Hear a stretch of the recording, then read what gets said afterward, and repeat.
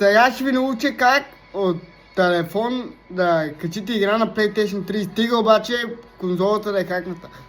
На първо място трябва задължително да седите тук, брат. Сега при това. Сега ще ви покажа. Теглите ето това приложение. Една секунда само. Така, теглите ето това приложение. Е това. Филе. Теглите от Google Play безплатно.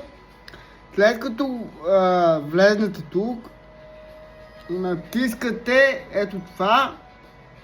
ето това, давате тук и натискате това. Тук си на порт си остава 21. Тук пишете IP адреса на конзолата. Ето тук горе пишете IP адреса на конзолата. Тук трябва да е на FTR. На FTR трябва да, ето показвам.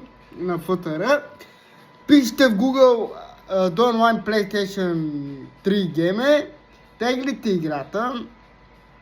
И след като влезете, в момента ви показвам, ето тук са ви двете. Ето тук до онлайн, къде пише, виждате ли? Натискате тук и просто в момента копирате играта.